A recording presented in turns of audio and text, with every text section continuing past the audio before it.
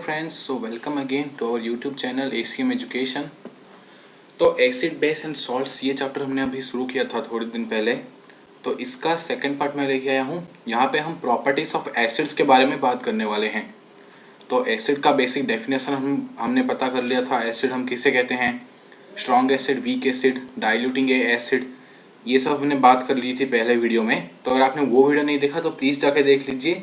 उसमें भी काफ़ी इंपॉर्टेंट टॉपिक्स भी कवर हुए हैं, जैसे H+ आयोन्स और H3O+ आयोन्स में डिफरेंस क्या होते हैं, स्ट्रॉन्ग एसिड वीक एसिड में डिफरेंस क्या है, बाद में ये और जो एसिड की थोड़ी बहुत कैरेक्टरिस्टिक्स होती हैं उनके बारे में थोड़ी बहुत हमने बात की थी। ठीक है, तो अभी हम जो प्रॉपर्टीज़ हैं एसिड की, जो केमिकल प्रॉपर्टीज़ और थोड़ी बहुत एक दो फिजिकल प्रॉपर्टीज़ भी हैं एसिड की, वो डिस्कस करेंगे। उसके बाद मैं 3 या फिर 4 बहुत ही अच्छे क्वेश्चन सिलेक्ट करके लेके आया हूँ आपके लिए NCERT और भी रेफरेंस बुक से। तो वो हम करेंगे और फिर इस वीडियो को कंक्लूड करेंगे। ठीक है, तो सबसे पहले हम जो प्रॉपर्टीज़ हैं एसिड की उनके बारे में बात करते हैं। तो पहली प्रॉपर्टी क्या है, ऑल एसिड है सोर टेस्ट। ठीक है, तो इसमें ज़्यादा कुछ एक्सप्लेनेशन की हो जरूरत ना हो। एसिड के टेस्ट क्या होता है, बेसिक एसिड का टेस्ट सोर टेस्ट होता है। ठीक है, ये पहली प्रॉपर्टी हो गई। फिर दूसरी property, they turn blue litmus to red, ये भी हमें पता ही है। जो ब्लू लिटमस पेपर होता है या फिर ब्लू लिटमस सोल्यूशन होता है वो रेड कलर में चेंज हो जाता है एसिड के कांटेक्ट में आने से। ठीक है, थर्ड प्रॉपर्टी है all of them conduct electricity, मतलब दे आर ऑल इलेक्ट्रोलाइट्स। ठीक है, जितने भी हमारे एसिड होते हैं, इधर स्ट्रॉन्ग एसिड, वीक एसिड या फिर कंसंट्रेटेड डाइल्यूट, कोई भी एसिड हो फर्क नहीं पड़ता, सारे ही एसिड इलेक्ट्रिसिटी कंडक्ट करते हैं। क्यों? क्योंकि सभी में H+ आयंस होते हैं, किसी में ज़्यादा किसी में कम होते हैं, पर सभी में आयंस होते हैं H+ आयंस, इसलिए सारे एसिड ही इलेक्ट्रिसिटी कंडक्ट करते हैं। ठीक है, फिर फोर्थ पॉइंट हमारा है acid react with metals to form hydrogen gas. तो ये जो 3 प्रॉपर्टी थी, पहली हमारी 3 प्रॉपर्टी, ये फिजिकल प्रॉपर्टीज थी एसिड की। इसके बाद जितनी भी प्रॉपर्टीज हैं हमारी, ये हमारी केमिकल प्रॉपर्टीज है एसिड्स की। ठीक है, तो पहली केमिकल प्रॉपर्टी क्या है, जो भी एसिड हैं हमारे वो मेटल के साथ अगर रिएक्ट करते हैं तो हाइड्रोजन गैस इवॉल्व होती है। जैसे एग्जांपल देखिए, हमारा zinc plus H2SO4, sulphurous acid, sulphuric acid H2SO4, माफ़ करना सल्फरस मैंने कह दिया, सल्फरिक एसिड H2SO4, उसके साथ जिंक एक मेटल है, ये रिएक्ट करता है तो ZnSO4 फॉर्म होता है और उसके साथ हाइड्रोजन गैस इवॉल्व होती है। तो ये हमारा पहला केमिकल प्रॉपर्टी हो गई कि हमारी हाइड्रोजन गैस इवॉल्व होती है जब मेटल के साथ एसिड रिएक्ट करते हैं। ठीक है, this shows that hydrogen is common in all the acids. हाँ, ये पॉइंट अभी क्या हुआ, ये देखिए, हमने कोई भी एसिड में मेटल के साथ रिएक्शन कराया तो मेटल में तो हाइड्रोजन होता नहीं है ना। किसी भी अगर मेटल है आप लो, जैसे सोडियम, जिंक, मैग्नीशियम, कोई भी मेटल लो, उसमें तो हाइड्रोजन नहीं होता। और सारे ही हमारे जो एसिड हैं वो अगर मेटल के साथ रिएक्ट करते हैं तो उसमें से हाइड्रोजन गैस इवॉल्व होती है। तो इससे हम ये पॉइंट कंक्लूड कर सकते हैं कि जितने भी एसिड है उन सब में हाइड्रोजन गैस कॉमन होती है। तो यही ये पॉइंट कह रहा था। अब हम नेक्स्ट पॉइंट की ओर बढ़ते हैं, सेकंड केमिकल प्रॉपर्टी और fifth property, basic property fifth, जो कहती है all metal carbonate and metal hydrocarbonate when react with acid it evolves carbon dioxide gas. मतलब देखिए, मेटल कार्बोनेट प्लस एसिड तो एक सॉल्ट फॉर्म होता है और कार्बन डाइऑक्साइड गैस निकलती है और साथ में वाटर निकलता है। सिमिलरली हमारा केस भी है मेटल हाइड्रोकार्बोनेट के साथ, उसके साथ भी अगर एसिड रिएक्ट करता है तो सॉल्ट एक फॉर्म होता है, उसके साथ कार्बन डाइऑक्साइड गैस निकलती है और वाटर इवॉल्व होता है।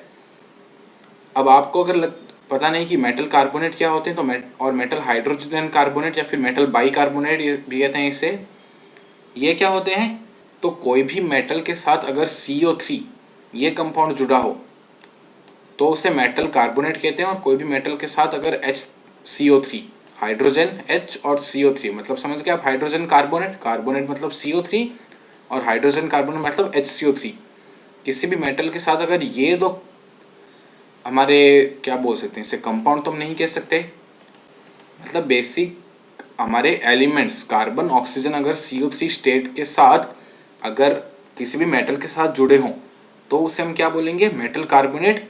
और मेटल हाइड्रोकार्बोनेट हाइड्रोजन के साथ हाइड्रोजन CO3 और साथ में कोई मेटल हो, जैसे देखिए Na2CO3, ये एक मेटल कार्बोनेट है, और NaHCO3 क्या है, एक मेटल हाइड्रोजन कार्बोनेट, फिर मेटल बाइकार्बोनेट है, ठीक है। तो इनके साथ अगर एसिड रिएक्ट करता है तो क्या बनता है, एक सॉल्ट बनता है, कार्बन डाइऑक्साइड गैस निकलती है और वाटर निकलता है। जैसे देखिए ये इसी एग्जांपल में देखिए, Na2CO3 plus 2HCl give rise to 2NaCl plus CO2 plus H2O। तो हमारा NaCl क्या है, एक सॉल्ट है, उसके साथ कार्बन डाइऑक्साइड गैस निकल रही है और वाटर फॉर्म हो रहा है, ठीक है। फिर अगला देखिए, मेटल हाइड्रोजन कार्बोनेट में भी NaHCO3 plus HCl give rise to NaCl plus CO2 plus H2O। यहाँ पे भी देखिए NaCl एक सॉल्ट फॉर्म हो रहा है, उसके साथ CO2 गैस निकल रही है और H2O वाटर निकल रहा है। तो ये हमारी अगली प्रॉपर्टी हो गई। फिर नेक्स्ट प्रॉपर्टी की ओर मूव करते हैं हम। तो सिक्स्थ प्रॉपर्टी हमारी क्या है, acid react with bases to form salt and water. मतलब एक एसिड, उसके साथ अगर एक बेस रिएक्शन हो, एसिड प्लस बेस का रिएक्शन, तो भी एक सॉल्ट ही फॉर्म होता है और उसके साथ वाटर निकलता है। और ये जो रिएक्शन है इसे हम क्या कहते हैं, न्यूट्रलाइजेशन रिएक्शन कहते हैं। इस रिएक्शन को न्यूट्रलाइजेशन रिएक्शन, ये टर्म आप याद रखना, ठीक है, कि एसिड और बेस का अगर रिएक्शन हो तो उस रिएक्शंस को हम क्या कहते हैं, जनरल टर्म क्या है उस रिएक्शन का, तो वो हमारा होता है न्यूट्रलाइजेशन रिएक्शन। ये टर्म कैसे आया, अब देखिए एसिड और बेस, हमारा एसिड जो है वो क्या है, उसका पीएच अगर आपने पढ़ा हो तो उसका पीएच 7 से कम होता है और बेस का पीएच 7 से ज़्यादा होता है। मतलब एक एसिडिक प्रॉपर्टी एक बेसिक बेस है, वो दोनों अगर आपस में मिलेंगे तो न्यूट्रलाइज हो जाएंगे वो आपस में, है कि नहीं। अगर मतलब पॉजिटिव नेगेटिव कैंसिल, आप वैसा भी कुछ बोल सकते हो। मतलब ये नाम उसी वे में उसी सेंस में गिरा है, क्योंकि एक एसिड जो कि पीएच में 7 से कम होता है और एक बेस जो 7 से ज़्यादा पीएच का होता है, ये तो अगर आपस में रिएक्शन करते हैं तो क्या होता है, न्यूट्रलाइजेशन हो जाता है। अब आप ऐसा मत कंफ्यूज होना कि जो सॉल्ट फॉर्म होता है वो हमेशा एक न्यूट्रल सॉल्ट होता है या फिर सभी सॉल्ट का पीएच 7 होता है, ये चीज़ आप मत कंक्लूड करना, ठीक है। उस चीज़ का और इस डेफिनेशन का आपस में कोई लिंक नहीं है। न्यूट्रलाइजेशन रिएक्शन सिर्फ ये नाम पड़ा है क्योंकि एक एसिड और बेस रिएक्ट करता है तो उसका नाम न्यूट्रलाइजेशन रिएक्शन पड़ा है। अब इससे ये आप मत कंक्लूड करना कि सारे सॉल्ट का पीएच 7 ही होता है क्योंकि अब वो न्यूट्रल हो गए, नहीं। कोई सॉल्ट न्यूट्रल होते हैं, कोई बेस होते हैं, कोई एसिड होते हैं। कैसे, क्यों, वो सब हम सब सॉल्ट पढ़ेंगे तब हम बात करेंगे कि न्यूट्रल सॉल्ट क्या होते हैं, एसिडिक सॉल्ट, बेसिक सॉल्ट कैसे सब फॉर्म होते हैं, ठीक है। तो उसके बारे में हम अगले वीडियोस, जो सॉल्ट के बारे में जो वीडियो आएगी उसमें बात करेंगे। फिलहाल उसको डिस्कशन हम नहीं करते हैं, अगली प्रॉपर्टी की ओर बढ़ते हैं हम। तो 7th प्रॉपर्टी हमारी है, acid react with metal oxide and metal hydroxide to form salt and water. तो यहाँ पे क्या होगा, एक मेटल ऑक्साइड, मेटल ऑक्साइड आपको पता है मेटल के साथ ऑक्सीजन, या फिर मेटल हाइड्रोक्साइड मेटल के साथ OH। तो मेटल ऑक्साइड या फिर मेटल हाइड्रोक्साइड अगर एसिड के साथ रिएक्ट करेगी तो क्या होगा, सॉल्ट निकलेगा और साथ में वाटर फॉर्म होगा। फिर लास्ट प्रॉपर्टी है, all acids have corrosive nature. Corrosion हमने पढ़ा था पहले चैप्टर में, तो आपको पता है कोरोजन क्या होते हैं, कोरोजन की डेफिनेशन आपको पता ही होगी। तो सारे एसिड जो हैं वो कोरोसिव होते हैं नेचर में, ठीक है। मतलब उनका नेचर कोरोसिव होता है, वो सभी मेटल को मतलब ईट कर सकते हैं, जो आपने पढ़ा था कोरोजन में, वही है ये चीज़, ठीक है। तो ये हमारी 8 प्रॉपर्टीज होगी किसकी, एसिड की। फिर से एक बार क्विकली रिवाइज कर लेते हैं। सोर टेस्ट होता है एसिड का, ब्लू लिटमस चेंज होता है रेड में, इलेक्ट्रिसिटी कंडक्ट करते हैं। फिर मेटल के साथ अगर एसिड रिएक्ट हो तो क्या होगा, हाइड्रोजन गैस निकलेगी सॉल्ट में। ये सारे एसिड शो करते हैं तो हमें पता चलेगा कि सारे एसिड में हाइड्रोजन होती है, हाइड्रोजन कॉमन है सारे एसिड में। फिर मेटल कार्बोनेट या फिर मेटल हाइड्रोकार्बोनेट में अगर एसिड रिएक्ट करे तो सॉल्ट, कार्बन डाइऑक्साइड और वाटर निकलेगा। और एसिड और बेस का रिएक्शन अगर होगा तो सॉल्ट निकलेगा, उसके साथ वाटर निकलेगा, इसे हम न्यूट्रलाइजेशन रिएक्शन कहते हैं। फिर मेटल ऑक्साइड, अगर एसिड के साथ कोई भी मेटल ऑक्साइड रिएक्ट करेगा तो सॉल्ट निकलेगा और साथ में वाटर फॉर्म होगा। और सारे एसिड क्या होते हैं, कोरोसिव नेचर होते हैं, ठीक है। तो ये जितनी भी प्रॉपर्टीज हमने बात की, पहली 3 तो बहुत ईजी थी, आपको याद भी रह गई होगी। ये जो 3 है ये बहुत ईजी है।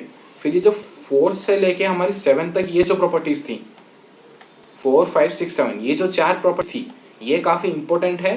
इसको आप याद रखना कि भी मेटल ऑक्साइड हो या फिर मेटल हाइड्रोक्साइड हो, मेटल कार्बोनेट हो, इनमें अगर एसिड रिएक्ट करेगा तो क्या फॉर्म होगा, ये हमेशा याद रखना। और इक्वेशन लिखना इसमें बहुत ईजी है, ठीक है, कोई भी इक्वेशन लिखना इसमें बहुत ईजी है। आपको एसिड, आपको यही होगा, आपको एसिड का फॉर्मूला जनरल पता ही है, HCl हाइड्रोजन क्लोराइड इसे बोलते हैं, या फिर सल्फरिक एसिड। फिर आपको पता है सल्फरिक एसिड क्या होता है, H2SO4, नाइट्रिक एसिड HNO3। तो ये सब तो आपको पता है, एसिड आपको पता है, मेटल कार्बोनेट, मेटल हाइड्रोकार्बोनेट, इनके नाम भी आपको पता होंगे। और आप अगर ये याद रखो, देखो अगर आपको कोई भी इक्वेशन दिया रहेगा, केमिकल इक्वेशन, अगर आपको ये पता चल गया कि एक मेटल कार्बोनेट और एसिड का रिएक्शन है, तो आप उससे केमिकल इक्वेशन को इजीली लिख पाओगे। क्यों? क्योंकि आपको पता है कार्बन डाइऑक्साइड निकलेगी और वाटर निकलेगा, तो इन दोनों को आप सेपरेट करके लिख दोगे, बाकी जितने भी एलिमेंट बचे वो एक साथ मिलके क्या बना लेंगे, सॉल्ट। जैसे देखिए Na2CO3 और HCl है, इसमें से कार्बन डाइऑक्साइड निकाल दो CO2 और वाटर निकाल दो H2O, तो फिर आपका बचा क्या, एक Na बचा और क्या हमारा Na बचा और साथ में Cl बचा, है कि नहीं। बाकी सभी तो कार्बन डाइऑक्साइड और वाटर में निकल गए जितने भी एलिमेंट थे। सोडियम और क्लोरीन बचा तो NaCl हमने लिख दिया, फिर रिएक्शन को बैलेंस कर लेंगे। इसीलिए आपको ये सारी प्रॉपर्टीज याद होनी चाहिए। पहले इनमें से क्वेश्चन डायरेक्ट भी पूछ जाते हैं, what happens when metal carbonate react with acid, इस तरह से। और दूसरी तरह से कैसे क्वेश्चन आते हैं, आपको कोई भी केमिकल इक्वेशन दिया रहेगा तो आपको प्रोडक्ट नहीं बताएगा, आपको प्रोडक्ट खुद गैस करना पड़ेगा। इसलिए आपको ये जो प्रॉपर्टीज है ये याद होनी चाहिए, ठीक है। फिर हम कुछ क्वेश्चंस देख लेते हैं। तो पहला क्वेश्चन कह रहा है, you have been provided with 3 test tube, ठीक है, हमारे पास 3 टेस्ट ट्यूब हैं। One of them contain distilled water and another 2 contain an acidic and basic solution respectively. तो हमारे पास 3 टेस्ट ट्यूब है, एक में डिस्टिल्ड वाटर है जो हमें पता है न्यूट्रल होता है, उसका पीएच क्या होता है 7। फिर हमारे पास एक एसिडिक सोल्यूशन है और एक बेसिक सोल्यूशन है। अब कह रहा है, you are given with only red litmus paper, how will you identify the content of 3। तो हमें आइडेंटिफाई करना है कौन सा एसिड है, कौन सा बेस है और कौन सा वाटर है, मतलब डिस्टिल्ड वाटर है। वाटर का पीएच थोड़ा बहुत वेरी कर सकता है, पर डिस्टिल्ड वाटर का पीएच एग्जैक्टली 7 होता है। क्यों? क्योंकि जो नॉर्मल वाटर हम टेप वाटर होता है उसमें थोड़े मिनरल सॉल्ट ये सब मिले होते हैं, इसलिए उसका पीएच 7 नहीं रहता, थोड़ा 7 से ऊपर या नीचे रहता है। तो अभी इस क्वेश्चन पर वापस आते हैं। तो हमें कह रहा है कि 3 टेस्ट ट्यूब है, 3 में एक में डिस्टिल्ड वाटर है, एक में एसिड है, एक में बेस है। हमें सिर्फ रेड लिटमस पेपर दिया है और हमें आइडेंटिफाई करना है। अब आपको पता है, अगर आपको रेड लिटमस और ब्लू लिटमस दोनों दिया होता तो आपको कुछ भी कन्फ्यूजन नहीं होता, क्योंकि आपको पता है एसिड में क्या होगा, ब्लू लिटमस रेड में चेंज हो जाएगा और बेस में रेड लिटमस ब्लू होगा। तो अगर आपके पास ये दोनों होते तो आपको कोई प्रॉब्लम नहीं होती, पर यहाँ पे क्या कहा है, हमें सिर्फ रेड लिटमस दिया है। तो आप क्या करोगे, तो देखिए रेड लिटमस पेपर जो है उसे अल्टरनेटिवली तीनों जो टेस्ट ट्यूब है उनमें डिप कर लीजिए, तीनों में ही डिप कर लीजिए। जिस टेस्ट ट्यूब में हमारा रेड लिटमस ब्लू में चेंज हो जाएगा वो बेसिक सॉल्यूशन होगा। अगर चेंज नहीं हुआ तो इधर एसिड होगा और बेस होगा। तो है कि नहीं, देखिए इसको मैं ऐसे समझा देता हूँ इजीली, आपको बोलने से शायद ना समझ में आए। तो ये 3 टेस्ट ट्यूब है हमारे, मान लीजिए ये है A, B और C। हमने यहाँ पे रेड लिटमस डिप किया पहले सोल्यूशन में, अगर ये रेड ही रहा तो ये क्या है, एक एसिड है या फिर एक न्यूट्रल डिस्टिल्ड वाटर है, यहाँ पे एसिड है या फिर डिस्टिल्ड वाटर है। फिर हमने अगर दूसरे लिटमस पेपर, हमारे दूसरे टेस्ट ट्यूब में लिटमस पेपर डिप किया, यहाँ पे भी अगर आप सोचिए कलर चेंज नहीं हुआ तो ये क्या है, ये भी डिस्टिल्ड वाटर है या फिर एसिड है। अब इन दोनों में से कौन सा एसिड है कौन सा डिस्टिल्ड वाटर है ये हमें नहीं पता, ठीक है। फिर हम आते हैं तीसरे टेस्ट ट्यूब पर, यहाँ पे हमने लिटमस पेपर डिप किया, कौन सा, रेड लिटमस पेपर जो हमें दिया है।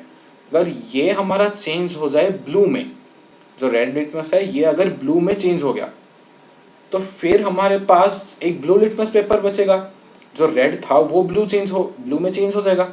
फिर वो जो चेंज्ड हमारा लिटमस पेपर का कलर चेंज हो गया ब्लू में, उस ब्लू कलर के लिटमस पेपर को आप फिर से इन दोनों सोल्यूशन में टेस्ट कर लीजिए। जहाँ पे ये ब्लू लिटमस भी अपना कलर चेंज ना करे वो हमारा क्या होगा, डिस्टिल्ड वाटर होगा, और जहाँ पे ब्लू लिटमस रेड हो गया वो हो गया क्या, एसिड। तो आई होप ये क्वेश्चन आपको क्लियर हो गया होगा। सेकेंड क्वेश्चन की ओर बढ़ते हैं। तो सेकेंड क्वेश्चन दिया है, एक metal compound A react with dilute hydrochloric acid to produce effervescent, the gas evolve extinguish a burning candle, right the balance chemical equation for the reaction if one of the compound formed is calcium chloride.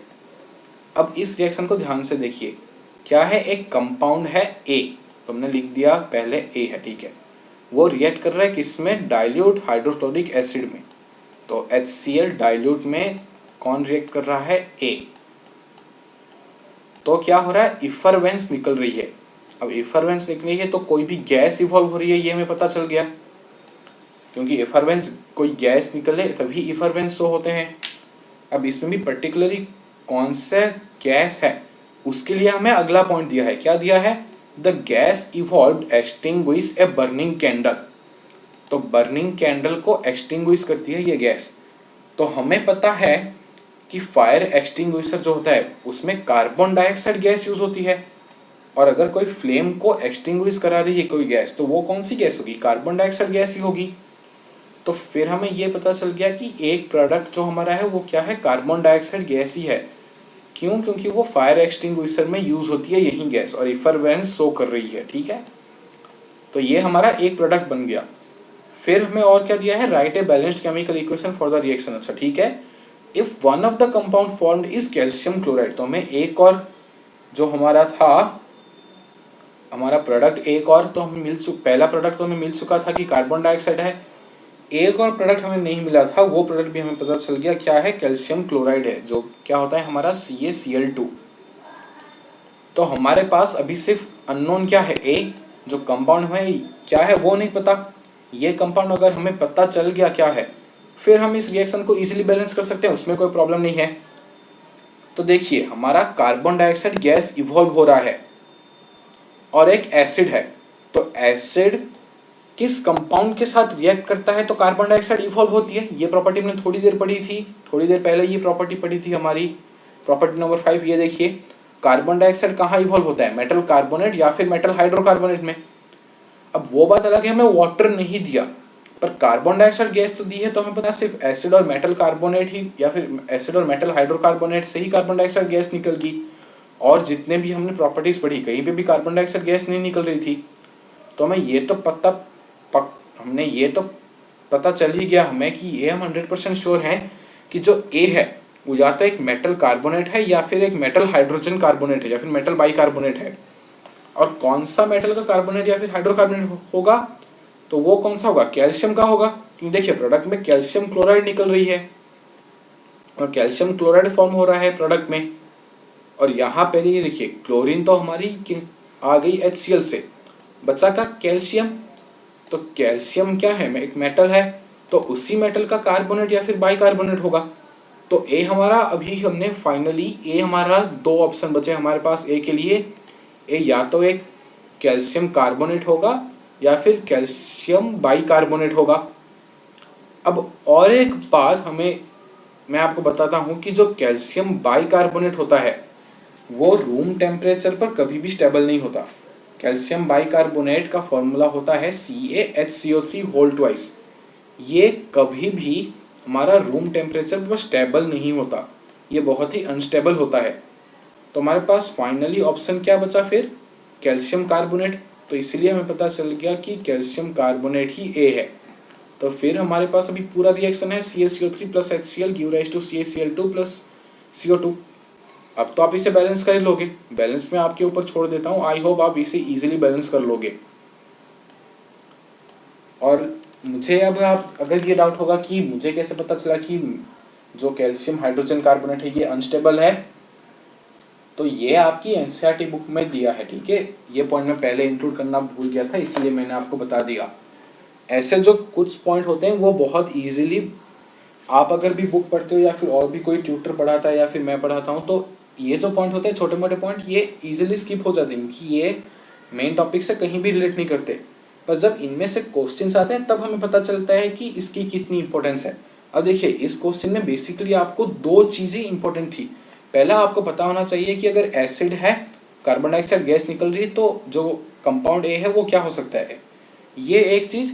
फिर दूसरी चीज़ आपको ये याद रखनी चाहिए कि calcium hydrogen carbonate unstable होता है। तो इस क्वेश्चन में फिर कुछ बचा ही नहीं।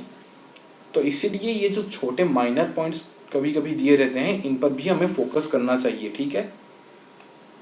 इसीलिए कभी भी जब हम कोई भी चैप्टर रीड करते हैं तो इन छोटे मोटे पॉइंट को भी हम केमिस्ट्री में स्पेशली इग्नोर नहीं मार सकते, क्योंकि हमें कभी भी नहीं पता चलता कि उस पॉइंट से कहाँ से भी किस वे से क्वेश्चन आ सकता है। तो फिर हम अपने अगले क्वेश्चन की ओर बढ़ते हैं। तो अगला क्वेश्चन है, a solution react with crushed egg shells to give a gas that turns lime water milky. ये देखिए, सबसे पहले आपको ये दिया लाइम वाटर मिल्की, तो आपको इमीडिएटली ये आ जाना चाहिए कि लाइम वाटर मिल्की, अच्छा तो गैस कौन सी है, कार्बन डाइऑक्साइड ही है, क्योंकि कार्बन डाइऑक्साइड एक ही ऐसी गैस है जो लाइम वाटर को मिल्की करती है। ये चीज़ हमें पता चल गई। हमें ये नहीं पूछ रहा कि कौन सी गैस है, हमें पूछ रहा है कि जो सोल्यूशन है वो क्या है। तो कार्बन डाइऑक्साइड गैस निकल रही है और हमारा कौन सा सोल्यूशन है जो रिएक्ट कर रहा है, ये हमें कैसे पता चलेगा। तो वो हमें कैसे पता चलेगा, उसका हिंट यहाँ है। ये देखिए, जो सोल्यूशन है वो रिएक्ट किसके साथ कर रहा है, क्रस्ट एग सेल। तो अब कहता है क्रस्ट एग सेल जो होता है वो क्या होता है, कैल्शियम कार्बोनेट से बना होता है, CaCO3 से। तो CaCO3 हमारा क्या है, एक मेटल कार्बोनेट है। मेटल कार्बोनेट किसी सोल्यूशन के साथ रिएक्ट कर रहा है और कार्बन डाइऑक्साइड गैस निकल रही है, तो वो सोल्यूशन क्या होगा, एक एसिड होगा। तो देख लीजिए हमारे जो ऑप्शन है उनमें से एसिड कौन सा है, BHCl, तो ये आंसर हो गया। फिर हम अगले पॉइंट की ओर बढ़ते हैं। क्वेश्चन ये 3 है, फिर एक और क्वेश्चन है एंड में। पहले ये जो 1-2 पॉइंट है उनके ऊपर हम डिस्कस कर लेते हैं। तो पहला पॉइंट है, hydrogen in common is all acid, ठीक है, जितने भी एसिड होते हैं सब में हाइड्रोजन कॉमन होता है। पर इसका मतलब ये नहीं है कि जितने भी कंपाउंड में हाइड्रोजन हो वो सारे एसिड है। इसका क्या मतलब, एसिड में हाइड्रोजन होता है, पर अगर किसी कंपाउंड में हाइड्रोजन है तो वो एसिड हो भी सकता है, नहीं भी हो सकता।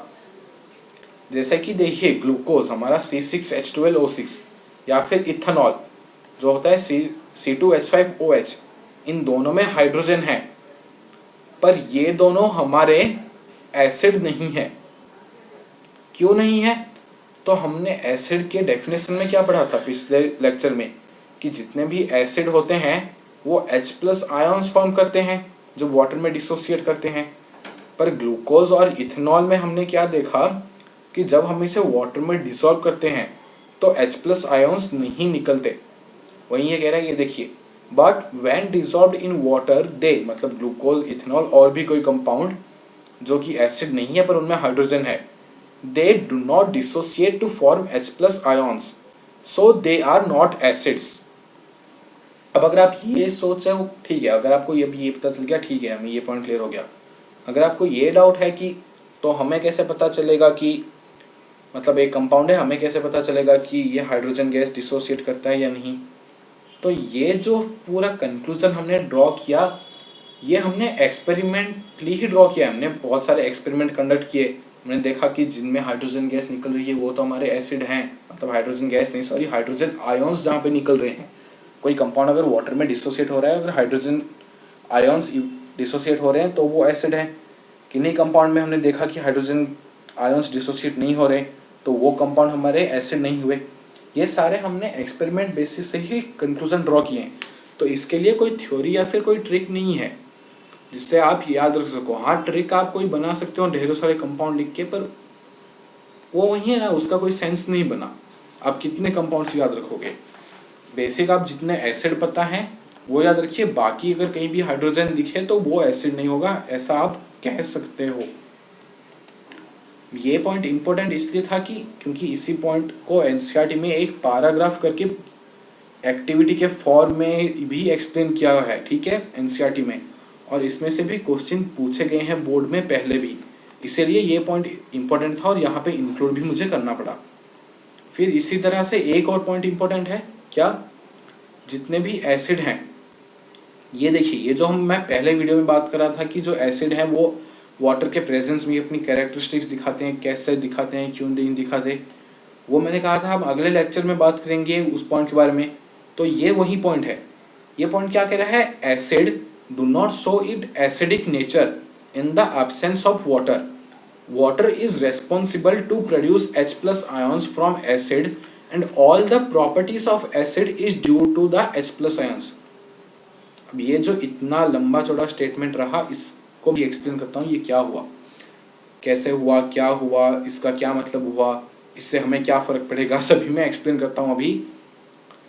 तो सबसे पहले हमें क्या कह रहा है कि जितने भी एसिड हैं वो अपना जो एसिडिक नेचर होता है, एसिडिक नेचर क्या, उसकी जो प्रॉपर्टीज जो शो करते हैं एसिड, वो एक एसिड तभी शो करता है जब उसमें वाटर हो, थोड़ा बहुत भी हो पर वाटर जरूरी है एसिड के लिए। अगर पानी नहीं है एसिड में तो वो एसिड कोई भी अपनी एसिडिक नेचर नहीं शो करेगा, वो एसिड ही रहेगा नो डाउट। अब HCl है, उसको आप मना नहीं कर सकते, वो एसिड है, पर वो एसिड कब है, जब वो पानी में है, मतलब HCl एक्वस जो है, HCl एक्वस मतलब HCl जो है वो पानी में है, ये एसिड है। पर अगर HCl गैस ऐसे लिखा रहा आपको कहीं भी, HCl अगर ब्रैकेट में लिखा गया गैस, तो आप ये मत कहना कि ये फिर एसिड है। HCl gas is not a acid. Why? Because it does not contain any water. Without water या फिर in the absence of water, acid loses all its acidic nature and hence we cannot conclude that acid is a acid in the absence of water। तो water जरूरी है हर एक acid के लिए। क्यों जरूरी है? तुमने एसिड के डेफिनेशन में क्या पढ़ा था कि कोई भी कंपाउंड अगर वाटर में डिसोसिएट करता है H+ आयंस तो वो एसिड है। अब अगर पानी ही नहीं होगा तो आयंस डिसोसिएट का कैसे होंगे बताइए? पानी है इसलिए H+ आयंस डिसोसिएट कर रहे हैं, तभी तो वो एसिड है। अगर पानी नहीं रहा तो H+ आयंस डिसोसिएट ही नहीं होंगे। अगर H+ आयंस डिसोसिएट ही नहीं होंगे तो एसिड की सारी प्रॉपर्टीज कहाँ से शो होगी? क्योंकि सारी प्रॉपर्टीज डिपेंड किस पर करती है? H+ आयंस पे ही। इसीलिए वाटर जरूरी है सभी एसिड के लिए।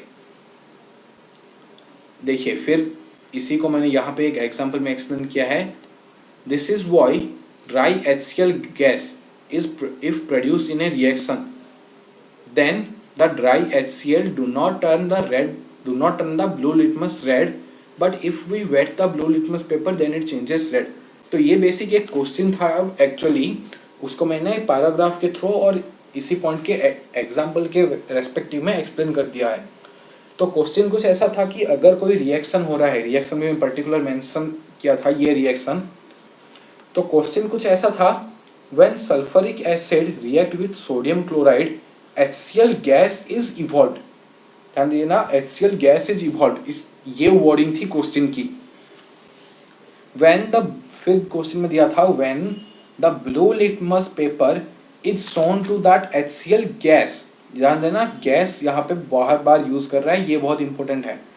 तो जब ब्लू लिटमस पेपर हमने HCl गैस को दिखाया तो उसका कलर चेंज नहीं हुआ, ब्लू लिटमस ब्लू ही रहा।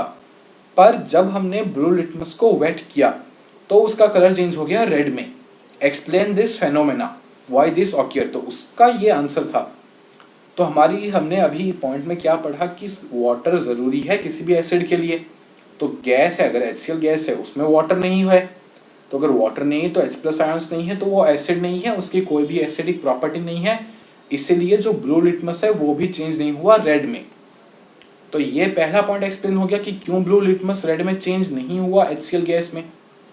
फिर हमें क्या पूछा कि अच्छा ठीक है, अगर ब्लू लिटमस को हमने वेट कर दिया पानी से, मतलब ब्लू लिटमस पेपर को हमने पानी में थोड़ा सा डिप कर दिया, फिर उसे उसी HCl गैस में हमने स्टोर किया तो वो चेंज हो गया रेड में। क्यों? तो अब जो HCl गैस है वो वाटर के कांटेक्ट में आ गया, क्यों? हमारा जो ब्लू लिटमस है उसमें वाटर है, तो HCl गैस जब उस ब्लू लिटमस पे पड़ा, जो HCl गैस ब्लू लिटमस पर पड़ा तो वो भी वाटर के कांटेक्ट में आ गया। तो अभी क्या हुआ, HCl एक्वस थोड़ा सा एसिड फॉर्म हो गया क्योंकि वाटर के साथ HCl कांटेक्ट में आ गया। तो अभी वाटर है HCl में, तो H+ आयंस भी है। अगर H+ आयंस है तो एसिड की सारी प्रॉपर्टीज है, तो ब्लू लिटमस चेंज हो जाएगा रेड में। तो ये हमारा हो गया जितने भी प्रॉपर्टीज थी और जितने भी इंपॉर्टेंट पॉइंट्स थे एसिड के रिगार्डिंग। तो यहाँ पे एसिड कंक्लूड होता है। एक लास्ट क्वेश्चन हम कर लेते हैं एसिड कंक्लूड करने से पहले, फिर अगले लेक्चर में हम बेस के बारे में डिस्कस करेंगे। जाने से पहले ये क्वेश्चन क्विकली देख लेते हैं। तो क्वेश्चन कह रहा है equal length of magnesium ribbons are taken in test tube A and B, HCl is added to test tube A while acidic acid का फॉर्मूला मैंने ब्रैकेट में लिख दिया है, CH3COOH होता है एसिडिक एसिड। तो कह रहा है acidic acid is added to test tube B, in which test tube will the freezing occur more vigorously and Y. तो दो टेस्ट ट्यूब है ए और बी, दोनों में इक्वल लेंथ का मैग्नीशियम रिबन हमने यूज किया रिएक्शन में। टेस्ट ट्यूब ए में हमारा क्या था, HCl था, टेस्ट ट्यूब बी में क्या था, एसिडिक एसिड था। दोनों में इक्वल लेंथ का मैग्नीशियम रिबन हमने रिएक्ट कराया। तो आपको पता है मैग्नीशियम रिबन तो रिएक्ट करेगा ही एसिड में, मेटल के साथ एसिड रिएक्ट करता है, हाइड्रोजन गैस इवॉल्व होती है। तो क्वेश्चन पूछ रहा है in which test tube will the fizzing occur more vigorously. Fizzing मतलब अब देखिए मेटल जब रिएक्ट करता है तो एक गैस इवॉल्व होगी, तो वो जो रिएक्शन होगा उसमें फिजिंग साउंड निकलती है, जैसे इस तरह की साउंड निकलती है, ठीक है। तो वो कौन से टेस्ट ट्यूब में ज्यादा निकलेगी और क्यों, ये हमें पूछ रहा है। तो ये हमें कैसे पता चलेगा, तो देखिए हमारा एक टेस्ट ट्यूब जो है टेस्ट ट्यूब ए, उसमें क्या है, HCl है, और टेस्ट ट्यूब बी में क्या है, एसिडिक एसिड है। हमें पता है कि HCl जो है ये एक स्ट्रॉन्ग एसिड है क्योंकि एक मिनरल एसिड है, और जो एसिडिक एसिड है वो हमारा एक वीक एसिड है। तो स्ट्रॉन्ग एसिड ज़्यादा विगोरसली रिएक्ट करेगा क्योंकि उसमें बहुत ज़्यादा कंसंट्रेशन है हाइड्रोजन आयंस का, तो वो बहुत विगोरसली रिएक्ट करेगा। तो फिजिंग साउंड उसी में ज़्यादा होगी और एसिडिक एसिड में कम होगी क्योंकि वो वीक एसिड है। तो यहाँ पे ये पहला वीडियो कंक्लूड होता है। आई होप जितने भी टॉपिक्स यहाँ पे थे, मुझे पता है थोड़े ज़्यादा टॉपिक्स हो गए इस लेक्चर में, और ये बहुत ज़्यादा इम्पोर्टेंट लेक्चर भी है आपके लिए। बहुत ही जितने मैंने पॉइंट्स बताए सारे पॉइंट्स बहुत बहुत ज़्यादा इम्पोर्टेंट है आपके इस चैप्टर के रेस्पेक्ट में, ठीक है। और इस चैप्टर में नहीं, अगले चैप्टर्स में भी ये पॉइंट आपके रहेंगे और बहुत ही इम्पोर्टेंट रहेंगे। तो आई होप जितने भी पॉइंट मैंने कवर कराए सारे पॉइंट आपको क्लियर हो गए हो। अब हम नेक्स्ट वीडियो जब लेके आएंगे पार्ट 3 इसका, वहाँ हम बेस से शुरू करेंगे। एसिड जो पूरा पार्ट था वो खत्म हो चुका है, फिर हम बेस से शुरू करेंगे, और बेस खत्म होने के बाद एंड में सॉल्ट और सॉल्ट रिलेटेड कंपाउंड्स के बारे में डिस्कस करेंगे। तो ठीक है, यहाँ पे मैं ये वीडियो कंक्लूड करता हूँ। बाय बाय ऑल, अगले वीडियो में मिलेंगे, तो बाय।